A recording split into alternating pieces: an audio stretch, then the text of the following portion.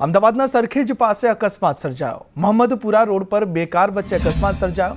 અકસ્માતમાં બે બાળક સહિત 6 લોકોને ઈજાઓ પહોંચી। ઈજાગ્રસ્તોને સારવાર માટે હોસ્પિટલ ખસેડવામાં આવ્યા છે।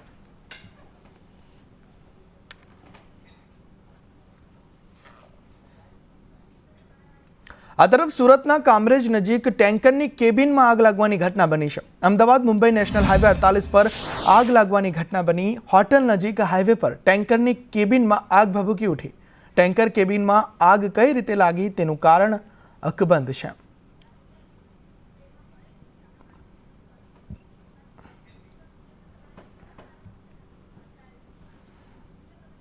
વાત વડોદરાની કરીએ તો વડોદરામાં પત્નીએ પતિની હત્યા કર્યાનો આક્ષેપ કરવામાં આવ્યો છે। મૃતકના ભાઈએ ભાભી સામે શંકા જતા આક્ષેપ કર્યા છે। પોલીસે મૃતકનો મૃતદેહ કબરમાંથી બહાર કઢાવ્યો છે। મૃતદેહને પીએમ માટે હોસ્પિટલ ખસેડવામાં આવ્યો છે। મૃતકની પત્નીએ જ હત્યા કરી હોય તેવું મૃતકના પરિવારજનોનો આક્ષેપ છે। મિત્ર તૌસીફ સાથે હત્યાનું ષડયંત્ર રચ્યાનો આક્ષેપ કરવામાં આવ્યો છે। ઊંઘની ગોળી આપી ગળું દબાવી હત્યા કર્યાનો આક્ષેપ પરિવારજનો કરી રહ્યા છે અને આકસ્મિક મોત થયાનું માનીને દફન વિધિ કરી દેવામાં આવી હતી। પોલીસે સમગ્ર મામલે તપાસ હાથ ધરી છે। તે મૃતદેહને પણ કબરમાંથી બહાર કાઢીને पीएम માટે ખસેડવામાં આવ્યો છે। 12:30 और 1 के बीच में जो घटना हुई है और ये इत्तला हमें दी कि 3:30 बजे, तो वहां से भी हमें डाउट होता है क्योंकि अगर घर में कोई तकलीफ है, कोई समस्या है, कोई प्रॉब्लम है तो पहले रिश्तेदारों को, भाइयों को कॉल किया जाता है, फोन किया जाता है, बताया जाता है। और ये ऐसा सब कुछ नहीं हुआ। क्यों नहीं हुआ? तो इसमें एक प्लानिंग थी, इसलिए नहीं हुआ। આ તરફ જસદણમાં સ્પીડ બ્રેકરથી પહેલા અકસ્માત સર્જાયો અને તે બાદ હવે બેદરકારી જોવા મળી રહી છે। સ્પીડ બ્રેકર પર પટ્ટા મારતાની સાથે જ તેનો કલર ગાયબ થઈ ગયો છે। જસદણ બાયપાસ રોડ પર સતત અકસ્માતના બનાવ બની રહ્યા છે। માર્ગ અને મકાન વિભાગે કલરના પટ્ટા મારી સંતોષ માની લીધો છે, પરંતુ આ પટ્ટા માર્યા બાદ પણ તે કલર ગાયબ થઈ ગયો છે।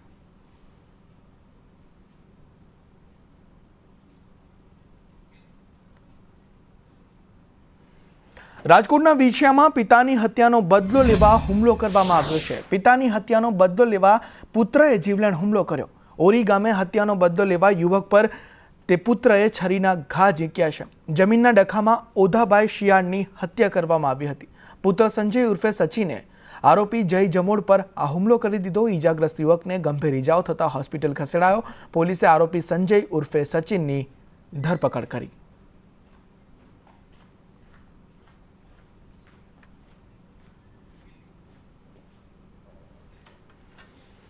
આ તરફ ડીજીપીના આદેશ બાદ પોલીસે 30 વર્ષ જૂના રીઢા ગુનેગારોની તપાસ હાથ ધરી છે।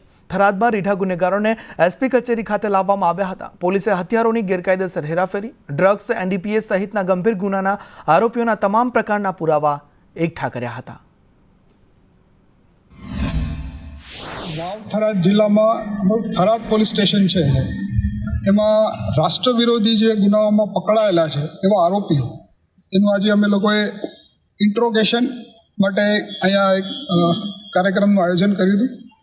આ રાષ્ટ્ર વિરોધી ગુનાઓમાં એવા આરોપીઓ કે જે દાખલા તરીકે હથિયારોની ગેરકાયદેસર તસ્કરી, નાર્કોટિક્સની હેરાફેરી, તસ્કરી, એક્સપ્લોઝિવના ગુનાઓમાં કોઈ આરોપી પકડાયા હોય।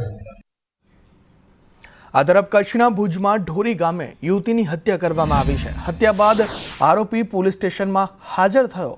પ્રેમ સંબંધમાં હત્યા થયાનું પોલીસનું અનુમાન છે। આરોપીને ઝડપી પોલીસે પૂછપરછ હાથ ધરી છે। યુવતીના માથાના ભાગે ગંભીર ઈજાના નિશાન જોવા મળ્યા છે। વાત ગાંધીનગરની કરીએ તો ગાંધીનગરના સેક્ટર 5માં ખોદકામ દરમિયાન વ્યક્તિ દટાઈ ગયો। પાણીની પાઇપલાઇનની કામગીરી દરમિયાન આ દુર્ઘટના સર્જાઈ છે। પાઇપને જોઈન્ટ મારવા જતા વ્યક્તિ માટી તળે દટાઈ ગયો। ઈજાગ્રસ્તને ખાનગી હોસ્પિટલ ખસેડવામાં આવ્યો છે।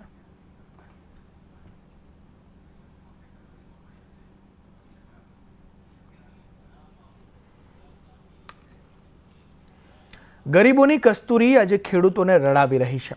પોષણક્ષમ ભાવ ન મળતા ખેડૂતોએ ડુંગળીનો ઊભો પાક માલઢોરને હવાલે કરવાની નોબત આવી ગઈ છે। ડુંગળીના ભાવ તળિયે જતા સાવરકુંડલાના મેરિયાણા અને ખડસલી ગામના ખેડૂતે પોતાના ખેતરો ચરિયાણ માટે ખુલ્લા મૂકી દીધા છે અને સરકાર યોગ્ય સહાય કરે તેવી માંગ કરી રહ્યા છે। સરકારે તાત્કાલિક આની સામે નિકાસબંધી દૂર કરી વધારેમાં વધારે નિકાસ કરવી જોઈએ, એની હિસાબે ખેડૂતોને પોષણક્ષમ ભાવ મળે અને સરકારે જે પેકેજ આપ્યું છે કે એ પ્રતિ વીઘે 3520 રૂપિયા, તો ખેડૂતોને અત્યારે ડુંગળી ખેંચવાની મજૂરી 10,000 રૂપિયા છે. તો આ પેકેજ જે છે એ મોટી લોલીપોપ, અને સરકારને પણ આશા, અમારી ખેડૂતોની એવી આશા છે કે સરકાર આ બાબતે ડુંગળીના પકવતા ખેડૂતો બાબતે કંઈક વિચારે. કોંડલા તાલુકામાં 1200 એકરમાં ડુંગળીનું વાવેતર છે, એ સદંતર નિષ્ફળ ગયેલ છે. એમાં અમે ઢોર સારી દીધેલા છે. મેં ખુદે 12 વીઘાની ડુંગળી વાવી હતી, એ પણ બધી નિષ્ફળ ગઈ છે. સરકારશ્રીને એવી વિનંતી છે કે એમાં પણ થોડીક સહાય આપે અને ખેડૂતોનું કલ્યાણ કરે. અમરેલી મારે ડુંગળી હતી 15 વીઘાની, 4-5 લાખ રૂપિયાની નુકસાની ગઈ ડુંગળીમાં માવઠાને લીધેથી. કારણ કે માવઠું થયું એટલે ડુંગળી બધી પાકી ગઈ હતી, અને વરી 7-8 દી એટલે ડુંગળી બધી બગડી ગઈ, હળી ગઈ. પછી મારું ઓટોરેટર મારે હળ મારી દીધું સવડું, અને વાવેતર બીજું કરવાનું પ્લાન કરીએ છીએ. અહીંથી ડુંગળી ઉપાડીને જાય તો પ્રતિ વીઘે 5,000 થી 8,000 રૂપિયા ઘટે છે. એટલે એમને ઊભા પાકમાં માલ મૂકી દીધા છે, અને આ સરકારને કાંઈ નિકાસ આપવી જોઈએ કે આની ઉપર કાંઈ સહાય કરવી જોઈએ. આ ખેડૂતોને આ વખતે આ આખા વર્ષમાં કપાસ, સિંગ, ડુંગળી કોઈ વસ્તુ હાથમાં લીધા જેવું રહ્યું નથી. કોઈની પાસે પૈસા નથી બચ્યા. તો અત્યારે મારું એવું કહેવું છે કે તાત્કાલિક ધોરણે એનું પેકેજ છે એનો વહીવટ કરવા મળે, આ ડુંગળીનો કાંઈક નિકાસ આપે તો ખેડૂતો પગભર થાય. ખેડૂતો અત્યારે કોઈની પાસે એક જોડી કપડાં લેવાય તો પૈસા નથી. અમદાવાદ શહેરમાં મહાનગરપાલિકા દ્વારા સુંદરતા વધારવાના નામે આડેધડ કામગીરી કરવામાં આવે છે. પ્લાનિંગ વગર કરવામાં આવતી કામગીરીના કારણે સામાન્ય લોકોને હેરાનગતિનો સામનો કરવો પડી રહ્યો છે. મહાનગરપાલિકા દ્વારા એસજી હાઈવે પર આવેલા પકવાન જંકશન પર સુશોભન માટે ગાર્ડન કરવામાં આવ્યું અને ડિઝાઇન મૂકવામાં આવી છે, જેનાથી સોમથી શનિ દરમિયાન ટ્રાફિક થતો હોવાથી સ્થાનિકો પરેશાન થયા છે. રોડ પહોળો કરવાના બદલે ગાર્ડનિંગ કરાતા સ્થાનિકોમાં પણ રોષ જોવા મળી રહ્યો છે. સોમવારથી શનિવાર સુધી જે ટ્રાફિક થાય છે, તો ટ્રાફિક હળવો કરવા માટે રોડ પહોળો કરવાનો હોય. આની શું જરૂર હતી? જ્યાં ગરીબ માણસો સુવાની સુવિધા મળી એટલે નહોતી, હવે થોડી આરામથી ગરીબ માણસો સુવે છે. બીજી તો શું ફાયદો છે? એટલા બધા બગીચા મૂક્યા, અને બગીચા તમારે મૂકવા હોય તો કોઈ ના નથી પબ્લિક માટે, કે હાઈવે પર જનારો કે બગીચામાં બેસવાનો નથી, તમે સમજો. અને AIS સ્કૂલની જોડે મોટું કમ્પાઉન્ડ છે, એનું ભાડું ખાય.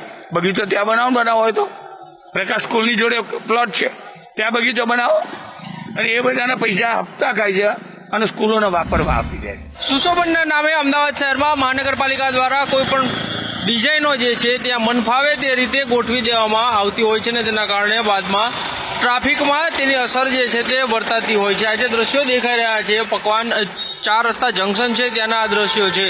જે મુખ્ય માર્ગ છે તેની બાજુની આ જે જગ્યા છે ને ત્યાં આ પ્રકારે સુશોભન કરવામાં આવ્યું છે, અને અહીં પેવર બ્લોક પણ લગાડવામાં આવ્યા છે. પરંતુ સોમવારથી શનિવાર કે જ્યારે પીક અવર્સ હોય છે ત્યારે સખત ટ્રાફિક જામ જે છે તે અહીં થતો હોય છે, ત્યારે લોકો જે છે તે કહી રહ્યા છે કે આ પ્રકારે સુશોભન કરવું મુખ્ય માર્ગ ઉપર, એના બદલે જો આ રોડની પહોળાઈ વધારવામાં આવે તો ટ્રાફિકની સમસ્યા જે છે તે પણ હલ કરી શકાય છે. સાથે જ સર્વિસ રોડની જે જગ્યા છે ત્યાં પણ જવા માટે થઈને પૂરતી જગ્યા મળી રહે છે. પરંતુ આ અણઘડ આયોજન જે રીતે મહાનગરપાલિકા દ્વારા કરવામાં આવી રહ્યું છે ને તેના કારણે લોકો જે છે તેને પારાવાર મુશ્કેલીનો સામનો જે છે તે કરવાનો વારો આવ્યો છે. કેમેરામેન કુંતલ મહેતા સાથે કશ્યપ જોશી, સંદેશ ન્યૂઝ, અમદાવાદ.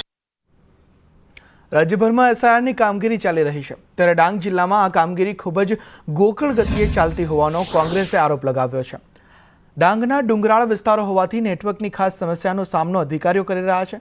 સાથે જ સ્થાનિક લોકો મજૂરી અર્થે અન્ય સ્થળો પર સ્થળાંતર થયા હોવાથી તેમની માહિતી પૂરતી મળી શકતી ન હોવાથી BLOને ભારે તકલીફોનો સામનો કરવો પડી રહ્યો છે. આ તમામ મુશ્કેલીઓના કારણે ડાંગ જિલ્લામાં માત્ર 0.45% કામગીરી થયાનો કોંગ્રેસે આરોપ લગાવ્યો છે.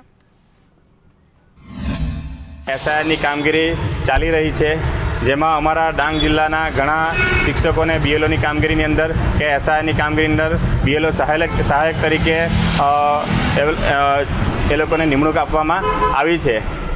તો હાલ જે BLOની જે કામગીરી છે એમાં અમારા શિક્ષકોને કે BLO સહાયકને ઘણી બધી તકલીફો પડી રહી છે. અમોને કલેક્ટર કચેરીમાંથી બહુ બીવડાવતા છે તે બી ધ્યાનમાં લીધું. ત્યારબાદ અમે થોડા દિવસ પહેલાં અમને ચૂંટણી પંચ દ્વારા અમને એક કામગીરી SRA બાબતની કામગીરી જેટલી કેટલી થયેલી છે તેના બાબતે અમને લિસ્ટ આપેલું. તો તેમાં અમે જોયું તો અમુકમાં 4%, અમુકમાં 0.4%. અમે જોયું તો આ બહુ નબળી કામગીરી છે. તાપીના ગુણસદા ખાતે આમ આદમી પાર્ટી દ્વારા કિસાન મહાપંચાયતનું આયોજન કરવામાં આવ્યું, જેમાં ધારાસભ્ય ચેતર વસાવા સહિત આપના કાર્યકરો અને ખેડૂતો ઉપસ્થિત રહ્યા હતા. આ કાર્યક્રમ દરમિયાન ખેડૂતોને પડતી મુશ્કેલીઓ અને અધિકારીઓની દમનકારી પ્રવૃત્તિઓ સામે અવાજ ઉઠાવ્યો હતો. સાથે જ ચેતર વસાવાએ કહ્યું કે સ્થાનિક સ્વરાજની ચૂંટણીમાં ભાજપને હંફાવા દેવાની છે. જે પણ ખેડૂતો છે, ખેડૂતોની પર જે કડદા પ્રથા લાગે છે, ખેડૂતોને જે ટેકાના ભાવ નથી મળતા, ખેડૂતો જ્યારે આજે નુકસાનીની વાત કરે છે ત્યારે નુકસાનીના સર્વે થઈ ગયા પણ ફોર્મ ભરવાની નામે એમની હેરાનગતિ થાય છે. SIRની પ્રક્રિયા જે ચાલે છે એ SIRની પ્રક્રિયામાં પણ આજે ઘણા લોકો મતદાતા હોવા છતાં એના ફોર્મો નથી ભરે જેવી અનેક રજૂઆતો મળી છે. ત્યારે આ ભારતીય જનતા પાર્ટી 30 વર્ષના શાસનમાં નાસીપાસ થવાથી એકવાર તો મંત્રીમંડળ એમણે બદલી નાખ્યું, પછી પણ લોકો એમની સાથે નહીં જતા હોવાથી હવે નવા SIR ફલાણા ઢીકણા લઈને આવીને લોકોને હેરાન કરે છે.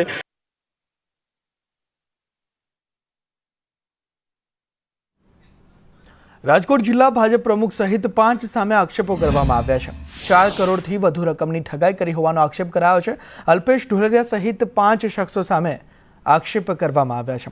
વેપારી મહેશ હિરપરાએ પોલીસ કમિશનરને આ ફરિયાદ કરી છે કે ક્રિપ્ટોકરન્સીમાં રોકાણના બહાને ઠગાઈ આચરી છે. પૈસા પરત ન આપવાની ધમકી આપ્યાનો ફરિયાદમાં ઉલ્લેખ કરવામાં આવ્યો છે. વેપારીના આક્ષેપ સામે અલ્પેશ ઢોલરિયાનું નિવેદન પણ સામે આવ્યું છે. અલ્પેશ ઢોલરિયાએ કહ્યું કે હું આ બાબતે કશું જાણતો નથી, મને પોલિટિકલી ડેમેજ કરવા આ કાવતરું છે. રકમનું પેમેન્ટ હતું 4,28,46,000. એના માટે હરિ પટેલ RK પ્રાઇમમાં ગૌતમ બારસિયાની ઓફિસમાં મિટિંગ માટે જાય છે સમાજના પ્રતિષ્ઠિત વ્યક્તિ સાથે.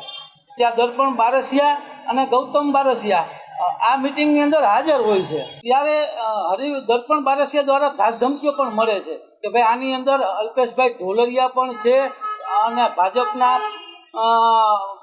પ્રમુખ છે અને રાજકોટ ગોંડલ માર્કેટિંગ યાર્ડના ચેરમેન છે. બરાબર, તમે આવું દર્પણ બારસિયા છે અને એ અમારા ધંધાના પાર્ટનર પણ છે. જો તમે આ મેટરને કંઈ ઊંચી કરશો કે કાંઈ કરશો તો તમારે પૈસા ખોવાનો વારો આવશે. તમે અમારું કશું કરી નહીં શકો. બરાબર, માટે તમારે જ્યાં જવું હોય ત્યાં જાઓ. અમારી પાસે તમારું પેમેન્ટ અત્યારે નથી. આવી ગર્ભિત ધમકીઓ અમને ભાજપની જે કાર્યાલય છે, જે એમ માનવામાં આવે કે ભાજપ આ લોકોને એનું પોતાનું મંદિર કહે છે, ત્યાં અલ્પેશભાઈ ઢોલરિયા પોતાની ઓફિસ કેમ કહી શકે? મેં કીધું તમે કોણ તું કયો, એટલે એને નામ આપ્યું કે ભાઈ મારી દર્પણ બારસિયા કરીને છોકરો છે. મેં એનો કોન્ટેક્ટ કર્યો તો એ છોકરાએ મને એવું કીધું કે અલ્પેશભાઈ મારે એની પાસેથી 2 કરોડ તો લેવાના છે.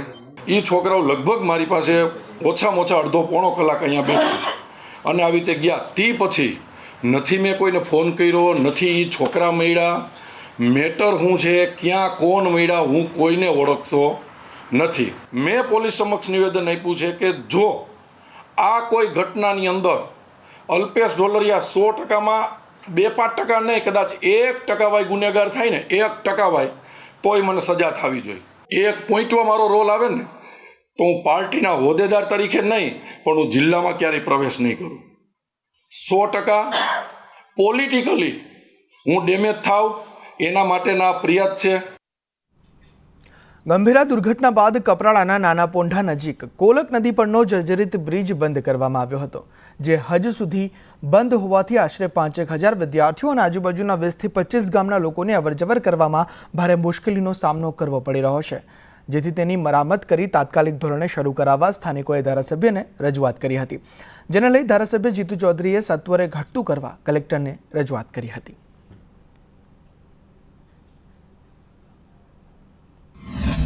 કોલક નદી ઉપરનો જે બ્રિજ છે એ બ્રિજને ત્યાં તે સમયે બંધ કરવામાં આવેલો, પરંતુ હાલના સમયે એને ચાલુ કરવામાં નથી આવ્યો અને બંધ કર્યા પછી એની કોઈ પણ જગ્યાએ કાર્યવાહી હજુ ચાલુ નથી કરી અને કોઈ પણ કામગીરી જે છે એ ચાલુ નથી કરી. તો અહીં જે અવર જવર કરવાવાળા ખાસ કરીને વિદ્યાર્થીઓ છે, કંપનીમાં જવાવાળા, ટ્રાન્સપોર્ટ વાળા અને લોડિંગ વાહનો વાળાને ખૂબ જ મુશ્કેલી થઈ રહી છે. ખાસ કરીને તો ઘણી બધી વિદ્યાર્થીઓને તકલીફ પડે છે. પ્લસ જે મજૂર વર્ગના જે લોકો હોય છે એમને પણ ઘણી બધી તકલીફ પડે છે. હવે અહીંનો જે બ્રિજ છે એ બંધ છે, તો એના કારણે જે બસ જાય છે એ ફરીને જાય છે ને એના કારણે ઘણું બધી બસને પણ મોડું થાય છે ને વિદ્યાર્થીને પણ સ્કૂલમાં જવા તકલીફ પડે છે.